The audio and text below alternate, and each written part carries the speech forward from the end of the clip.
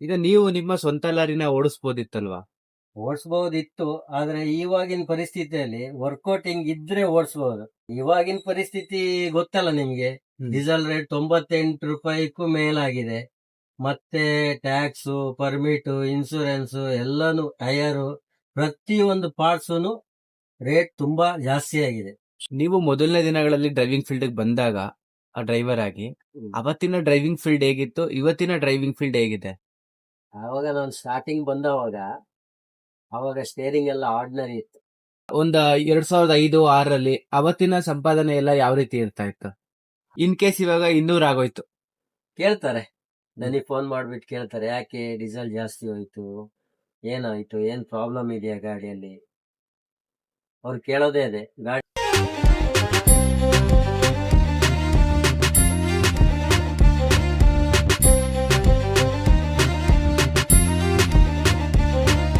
Sir ನಮಸ್ತೆ. ನಮಸ್ತೆ sir ನಿಮ್ಮ ಹೆಸರು? ವಿಜೇತ್ ಅಂತ. ವಿಜೇತ್. ಹಾ ಸರ್. ಯಾವ ಊರು ಸರ್ ನಿಮ್ದು? ನಮ್ದು ಕುಂದಾಪುರ. ಎಷ್ಟು ವರ್ಷ ಆಯ್ತು ಸರ್ ನೀವು ಡ್ರೈವಿಂಗ್ ಫೀಲ್ಡ್ ಬಂದು? ಒಂದೊಂದು ಸಾಧಾರಣ ಒಂದು 18 ವರ್ಷ ಆಯ್ತು. 18 ವರ್ಷ ಆಗಿದೆ. ಹೇಗೆ ಸರ್ ನೀವು ಡ್ರೈವಿಂಗ್ ಫೀಲ್ಡ್ ಬಂದಿದ್ದು?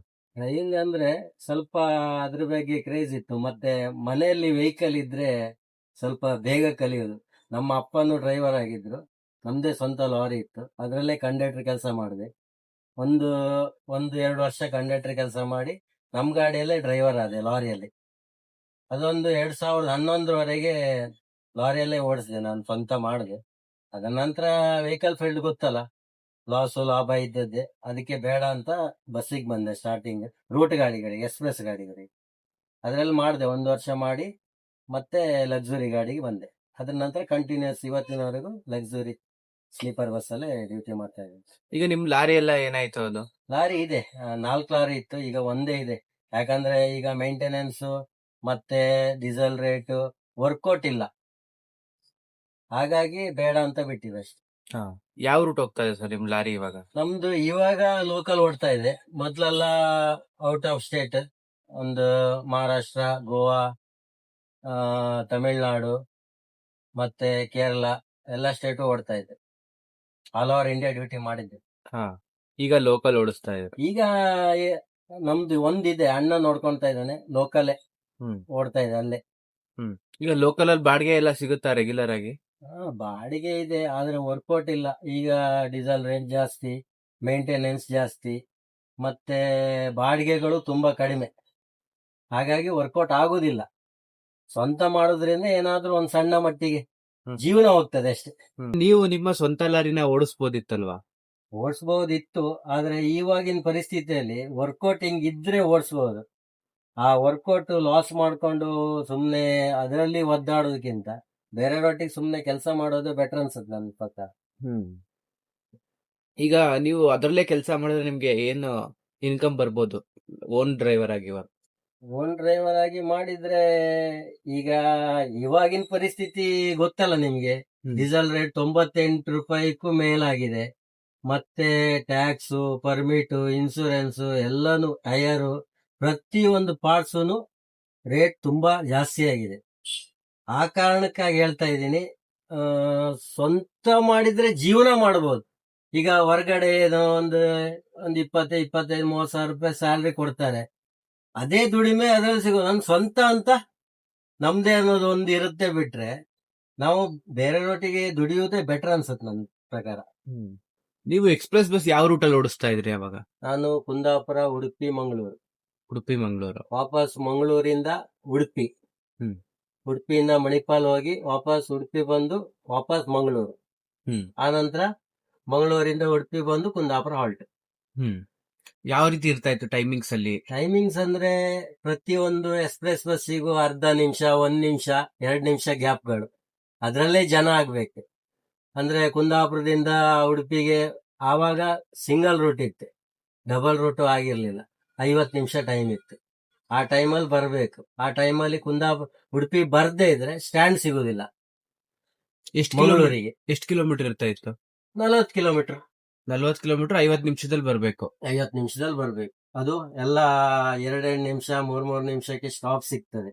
ಸ್ಟಾಪ್ ಅಲ್ಲಿ ಪಿಕಪ್ ಮಾಡ್ಬೇಕು. ಒಂದು ಸ್ಟಾಪ್ ಅಲ್ಲಿ ಪಿಕಪ್ ಮಾಡ್ಬೇಕಿದ್ರೆ ಮುಂಚೆ ಗಾಡಿಗಳಿಗೂ ನಮ್ ಗಾಡಿಗೂ 1 ನಿಮಿಷ ಗ್ಯಾಪ್ ಇದೆ, ಅದೇ ಟೈಮಲ್ಲಿ ಬಸ್ ಸ್ಟ್ಯಾಂಡ್ ಪಿಕಪ್ ಮಾಡಿದೆ, ಬಸ್ ಸ್ಟ್ಯಾಂಡ್ ವೈಸ್. ಜನ ಸೀಟ್ ಫಿಲ್ ಆಗ್ತಾ ಇತ್ತಾ? ಆಗತ್ತೆ. ಅಂದ್ರೆ ನಮ್ ಕಡೆ ಗೌರ್ಮೆಂಟ್ ಬಸ್ಗಳಿಲ್ಲ, ಮೊದ್ಲಿಂದಾನು ಪ್ರೈವೇಟ್ ಬಸ್ಸೇ ಇರೋದು. ಹಾಗಾಗಿ ಪ್ರೈವೇಟ್ ಬಸ್ಸಿಗೆ ಕಸ್ಟಮರ್ಸ್ ಹೊಂದ್ಕೊಂಡಿರ್ತಾರೆ. ಈಗ ನಿಮ್ ರೂಟ್ ಅಲ್ಲಿ ಎಷ್ಟು ಬಸ್ಗಳು ಓಡ್ತಾ ಇತ್ತು ಆ ರೂಟ್ ಅಲ್ಲಿ? ಅದು ಕೇಳಕ್ಕೆ ಸಾಧ್ಯ ಇಲ್ಲ, ನೂರಾರು ಗಾಡಿಗಳು. 5 ನಿಮಿಷ, 2 ನಿಮಿಷ, 1 ನಿಮಿಷ, ಅರ್ಧ ನಿಮಿಷ ಗ್ಯಾಪಿಗೂ ಬಸ್ಗಳಿದೆ. ಸರ್, ಈಗ ನೀವು ಓಡಿಸ್ತಾ ಇರೋ ಬಸ್ ಯಾವ್ದು ಇದು? ಇದು BS6 Ashok Layland. Ashok Layland. ಎಷ್ಟು ವರ್ಷ ಆಯ್ತು ಸರ್ ಇದು ಬಂದು? ಇದೊಂದು 2.5 ಇಂದ 3 ವರ್ಷ. 3 ವರ್ಷ ಆಗಿದೆ. ಈಗ ಎಷ್ಟು ಕಿಲೋಮೀಟರ್ ಓಡಿದೆ ಸರ್? 3,25,000-30,000 ಆಗಿದೆ. 3 ಲಕ್ಷ ಓಡಿ, ವರ್ಷಕ್ಕೆ 1 ಲಕ್ಷ ಓಡ್ತಾ ಇದೆ ಆಲ್ಮೋಸ್ಟ್. ಆಲ್ಮೋಸ್ಟ್ ಓಡ್ತದೆ. ಅಂದ್ರೆ ಡೈಲಿ 400 ಕಿಲೋಮೀಟರ್, ತಿಂಗಳಿಗೆ 4-3 12 ಸಾವಿರ ಆಯ್ತು ಅಂತ. ತಿಂಗಳಿಗೆ 1,20,000 ಕಿಲೋಮೀಟರ್ ರನ್ ಆಗಿದೆ.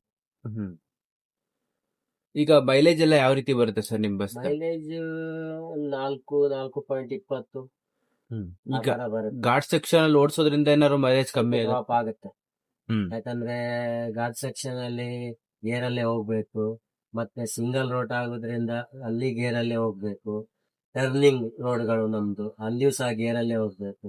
ಆದ್ರೂ ತೊಂದ್ರೆ ಇಲ್ಲ, ಒಂದು 185-187 ಫುಲ್ ಆಗ್ತದೆ ಎಬ್ರೇಲಿ.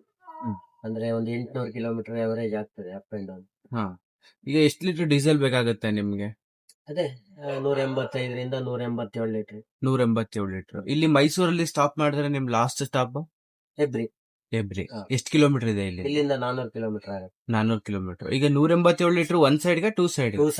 Two side. ಆಚೆಯಿಂದ ಅಲ್ಲೇ ಹೆಬ್ರಿಯಲ್ಲೇ ಫುಲ್ ಮಾಡೋದು, ವಾಪಸ್ ಹೆಬ್ರಿಗೆ ಫುಲ್ ಮಾಡೋದು. ಆಚೆಯಿಂದ ಬಂದು ವಾಪಸ್ ಹೋಗಿ ಫುಲ್ ಮಾಡೋದು. ಈಗ ಸುಗಮ ಬಸ್ ಅಲ್ಲಿ ಮೈಲೇಜ್ ಎಲ್ಲ ಕೇಳ್ತಾರ ಹೇಗೆ? ಕೇಳ್ತಾರೆ. ಅವರೇಜ್ ಎಷ್ಟು ಬರ್ಬೇಕು? ಒಂದು 190 ಹೋಗ್ಬೇಕು. ಇನ್ ಕೇಸ್ ಇವಾಗ 200 ಆಗೋಯ್ತು, ಕೇಳ್ತಾರೆ. ನನಗೆ ಫೋನ್ ಮಾಡ್ಬಿಟ್ಟು ಕೇಳ್ತಾರೆ, ಯಾಕೆ ಡೀಸೆಲ್ ಜಾಸ್ತಿ ಹೋಯ್ತು, ಏನಾಯ್ತು, ಏನ್ ಪ್ರಾಬ್ಲಮ್ ಇದೆಯಾ ಗಾಡಿಯಲ್ಲಿ. ಅವ್ರು ಕೇಳೋದೇ ಅದೇ, ಗಾಡಿಯಲ್ಲಿ ಏನ್ ಪ್ರಾಬ್ಲಮ್ ಇದೆಯಾ, ಹೇಗಿದೆ ಏರ್ ಫಿಲ್ಟ್ರು, ಡೀಸೆಲ್ ಫಿಲ್ಟರ್ ಎಲ್ಲ ಚೆಕ್ ಮಾಡಿದ್ರಾ, ನೋಡಿ ಚೆಕ್ ಮಾಡಿ ಅಂತ. ಇನ್ ಕೇಸ್ ಏನಾದ್ರು ಪ್ರಾಬ್ಲಮ್ ಇದ್ರೆ ರಿಪೇರ್ ಮಾಡ್ತಾರೆ. ನೀವು ಮೊದಲನೇ ದಿನಗಳಲ್ಲಿ ಡ್ರೈವಿಂಗ್ ಫೀಲ್ಡ್ ಬಂದಾಗ ಆ ಡ್ರೈವರ್ ಆಗಿ, ಅವತ್ತಿನ ಡ್ರೈವಿಂಗ್ ಫೀಲ್ಡ್ ಹೇಗಿತ್ತು, ಇವತ್ತಿನ ಡ್ರೈವಿಂಗ್ ಫೀಲ್ಡ್ ಹೇಗಿದೆ? ಆವಾಗ ನಾನು ಸ್ಟಾರ್ಟಿಂಗ್ ಬಂದವಾಗ ಅವಾಗ ಸ್ಟೇರಿಂಗ್ ಎಲ್ಲ ಆರ್ಡಿನರಿ ಇತ್ತು, ಈ 4 ಸ್ಟೇರಿಂಗ್ ಅನ್ನೋದೇ ಬರ್ಲಿಲ್ಲ. ಇದು ಬಂದಿದ್ದೆ ಒಂದು 2005 ಆ ಟೈಮಲ್ಲಿ. 2006 ಸ್ಟಾರ್ಟಿಂಗ್ ಬಂತು ಪವರ್ ಸ್ಟೇರಿಂಗ್ ಅಂತ. ಅವಾಗ ಡ್ರೈವರ್ಗಳಿಗೆ ತುಂಬಾ ಕಷ್ಟ. ಒಂದು ಸ್ಟೇರಿಂಗ್ ತಿರ್ಸ್ಬೇಕಿದ್ರೆ ತುಂಬಾ ಒದ್ದಾಡ್ಬೇಕಿತ್ತು. ಆವಾಗ ಹೇಳೋರು ಕಂಡಕ್ಟರ್ಗಳಿಗೆ, ಗ್ರೀಸ್ ಹೊಡಿಯೋ, ಜಾಕ್ ಕೊಟ್ಟು ಗ್ರೀಸ್ ಹೊಡಿಯೋ, ಮೇನೆಕ್ಸಲಿ ಗ್ರೀಸ್ ಹೊಡಿ, ಚಿಂಫಿನಿ ಗ್ರೀಸ್ ಹೊಡಿ ಅಂತ. ಜಾಕ್ ಮೇನೆಕ್ಸಲಿ ಕೊಟ್ಬಿಟ್ಟು ಹೊಡಿ ಅಂತ. ಅಂದ್ರೆ ಸ್ವಲ್ಪ ಫ್ರೀ ಏನಾದ್ರು ಬರುತ್ತೆ ಏನೋ ಗ್ರೀಸ್ ಹೊಡೆದ್ರೆ, ಆತರ. ಇವಾಗೆಲ್ಲ ಬಿಡಿ, ಎಲ್ಲ 4 ಸ್ಟೇರಿಂಗ್ ಬಂದ್ಬಿಟ್ಟು ಒಂದ್ ಕೈ ಸಾಕ್ ತಿರ್ಸಕ್, ಆತರ ಸಿಸ್ಟಮ್ ಆಗ್ಬಿಟ್ಟಿದ್ವಿ. ಈಗ ಒಂದ್ 2005-2006 ಅವತ್ತಿನ ಸಂಪಾದನೆ ಎಲ್ಲ ಯಾವ ರೀತಿ ಇರ್ತಾ ಇತ್ತು? ಅವಾಗ ಸ್ಯಾಲ್ರಿ ಡ್ರೈವರ್ಗಳಿಗೆ ತುಂಬಾ ಕಡಿಮೆ ಇತ್ತು, ಆದ್ರೆ ಅದೇ ಸಂಪಾದನೆಯಲ್ಲಿ ಜೀವನ ಮಾಡಬಹುದು.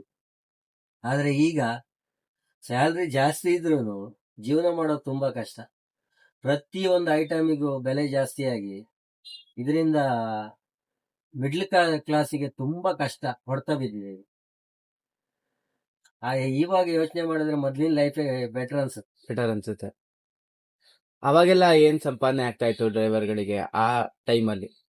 ಆವಾಗ ಏನು ಕಂಡಕ್ಟರ್ಗೆ ಒಂದು 3-4 ಸಾವಿರ ಸಂಬಳ ಕೊಡ್ತಿದ್ರು, ಅದರಲ್ಲೇ ಮನೆ ಜೀವನ ಹೋಗ್ತಿತ್ತು. ಇವಾಗ 15-20 ಸಾವಿರ ಸಂಬಳ ಕೊಟ್ಟಿದ್ರು ಜೀವನ ಹೋಗಲ್ಲ. ದುಬಾರಿ ಬೆಲೆ, ಎಲ್ಲ ದುಬಾರಿನೇ. ನಿಮ್ಮ ಸುಗಮ ಬಸ್ಗಳೆಲ್ಲ ಎಲ್ಲಿ ಬಾಡಿ ಬಿಲ್ಡ್ ಆಗೋದು? ಆಲ್ಮೋಸ್ಟ್ ಅಂದ್ರೆ ಎಲ್ಲ ಕಡೆಯಲ್ಲೂ ಆಗ್ತದೆ. ಫರ್ಟಿಲೈಸರ್ ಆಗ್ತದೆ, ದಾಮೋದರಲ್ಲಿ ಮಾಡ್ತಾರೆ, ವೀರದಲ್ಲಿ ಮಾಡ್ತಾರೆ, ಪ್ರಕಾಶ್ ವಾಡಿಯಲ್ಲಿ ಮಾಡ್ತಾರೆ, ಆರಿಸಿಯಲ್ಲೂ ಮಾಡ್ತಾರೆ, ಮತ್ತೆ ಈಗ ಶಕ್ತಿಯಲ್ಲೂ ಮಾಡ್ತಾ ಇದ್ದಾರೆ. ಎಲ್ಲ ಕಡೆಯಲ್ಲೂ ಎಲ್ಲಿ ಜಾಗ ಇದೆ, ಎಲ್ಲಿ ಫ್ರೀ ಆಗಿದೆ ಅಲ್ಲಿ ಕೊಟ್ಟು ಮಾಡಿಸ್ತಾರೆ. ಈಗ ನೀವು ಎಲ್ಲಾ ಬಸ್ಗಳು ಓಡಿಸಿದಿರ, ಬಾಡಿ ಬಿಲ್ಡ್ ಆಗಿರೋ ಬಸ್ಗಳು. ನಿಮ್ಗೆ ಯಾವ್ದು ಬಾಡಿ ಬೆಸ್ಟ್ ಅನ್ಸುತ್ತೆ? ನಾನು ಆಲ್ಮೋಸ್ಟ್ ಎಲ್ಲ ಓಡಿಸಿದೀನಿ. ಆದ್ರೆ ಸ್ವಲ್ಪ ರೋಡಲ್ಲಿ ಟರ್ನಿಂಗ್ ಇದು ರೋಡ್ ರೋಲ್ ಆಗಲ್ಲ. ಅದು ದಾಮೋದರೇ ಬೆಸ್ಟ್. ದಾಮೋದರ್ ಬೆಸ್ಟ್. ದಾಮೋದರ್ ಈಗ ಬೇರೆ ಬಸ್ಗಳಲ್ಲೆಲ್ಲ ಏನೇನ್ ಪ್ರಾಬ್ಲಮ್ ಆಗತ್ತೆ? ಪ್ರಾಬ್ಲಮ್ ಅಂದ್ರೆ ಇದು ಸ್ವಲ್ಪ ಹೈಟ್ ಜಾಸ್ತಿ, ಮತ್ತೆ ರೋಲ್ ಆಗೋದು ಸ್ವಲ್ಪ ಜಾಸ್ತಿ. ಟರ್ನಿಂಗ್ ಅಲ್ಲೆಲ್ಲ ಸ್ವಲ್ಪ ಕೇರ್ಫುಲ್ ಆಗಿ ಹೊಡ್ಕೊಳ್ಬೇಕು. ಅದಾದ್ರೆ ಸ್ವಲ್ಪ ಡೀಪ್ ಅಲ್ಲಿ ತಕೊಂಡ್ರು ಕೂಡ ರೋಲ್ ಸಡನ್ ಆಗಲ್ಲ ದಾಮೋದರ್ ಕೋಚ್. ಈಗ ಅಲ್ಲಿ ಬಾಡಿ ಬಿಲ್ಡ್ ಮಾಡೋದಕ್ಕೆಲ್ಲ ಒಂದು ಅಪ್ರಾಕ್ಸಿಮೇಟ್ ಎಷ್ಟು ದಿನ ಆಗ್ಬೋದು? ಅಂದ್ರೆ ಕೆಲವು ಕಡೆ ಸ್ವಲ್ಪ ಬೇಗ ಆಗುತ್ತೆ. ಈ ಕರೂರಲ್ಲೆಲ್ಲ ಸ್ವಲ್ಪ ಒಂದು 25-30 ದಿನ, 35 ದಿನ ಮ್ಯಾಕ್ಸಿಮಮ್ ಆಗುತ್ತೆ. ಈ ದಾಮೋದರಲ್ಲ ಸ್ವಲ್ಪ ಗಾಡಿ ಜಾಸ್ತಿ, ವೀರದಲ್ಲಿ ಸ್ವಲ್ಪ ಗಾಡಿ ಜಾಸ್ತಿ ಇರೋದ್ರಿಂದ ಅಲ್ಲಿ ಮಿನಿಮಮ್ 1-1.5 ತಿಂಗಳು ಹಿಡಿದ್ದೇ ಇದೆ. ಹ್ಮ್. ಹಾಗಾಗಿ ಸ್ವಲ್ಪ ಅಂದ್ರೆ ಈ ಕರೂರೆಲ್ಲ ಸ್ವಲ್ಪ ಲೈಕ್ ಮಾಡ್ತಾರೆ, ಬೇಗ ಆಗತ್ತಲ್ಲ ಅಂತ. ಹ್ಮ್. ಮತ್ತೆ ಎಷ್ಟಾಗ್ಬೋದು ಈ ತರ ಬಾಡಿ ಬಿಲ್ಡ್ ಮಾಡ್ಸೋದಕ್ಕೆ? ಅಂದ್ರೆ ಚೆಸ್ಸಿ ಬಾಡಿ ಎಲ್ಲ ಸೇರಿ ಮೊದ್ಲೆಲ್ಲ ಒಂದು 50-60 ಲಕ್ಷಕ್ಕೆಲ್ಲ ಆಗ್ತಿತ್ತು. ಆದ್ರೆ ಈಗ ಅಂದ್ರೆ ಎಕ್ಸಾಕ್ಟ್ ಗೊತ್ತಿಲ್ಲ. ಅದು 1 ಕೋಟಿ ತನಕ ಹೋಗ್ಬೋದು ಈಗ ಒಂದ್ ಬಸ್ಸಿಗೆ. ಒಂದು ಬಸ್ಸಿಗೆ ಒಂದ್ ಬಸ್ ಎಲ್ಲೇ ಬಾಡಿ ಬಿಲ್ಡ್ ಮಾಡಿಸಿದ್ರು ಆಲ್ಮೋಸ್ಟ್ ಆಗುತ್ತೆ, ಆಲ್ಮೋಸ್ಟ್ ಅಷ್ಟೇ ಆಗುತ್ತೆ. ಒಂದ್ ಸ್ವಲ್ಪ ಡಿಫ್ರೆನ್ಸ್ ವೇರಿಯೇಷನ್ ಇರ್ಬೋದು, ಒಂದ್ 5 ಲಕ್ಷ 10 ಲಕ್ಷ. ಈ ಕರೂರ್ಗಳ ಬಾಡಿ ಸ್ವಲ್ಪ ರೇಟ್ ಕಡಿಮೆ. ದಾಮೋದರು, ಸಟ್ಲೈಸು ಅದೆಲ್ಲ ಸ್ವಲ್ಪ, ಸುರೇಂದ್ರ ಅದೆಲ್ಲ ಸ್ವಲ್ಪ ರೇಟ್ ಜಾಸ್ತಿ. ಹ್ಮ್. ಅಂದ್ರೆ ಆಲ್ಮೋಸ್ಟ್ 1 ಕೋಟಿ ಹತ್ರ ಹೋಗ್ತದೆ.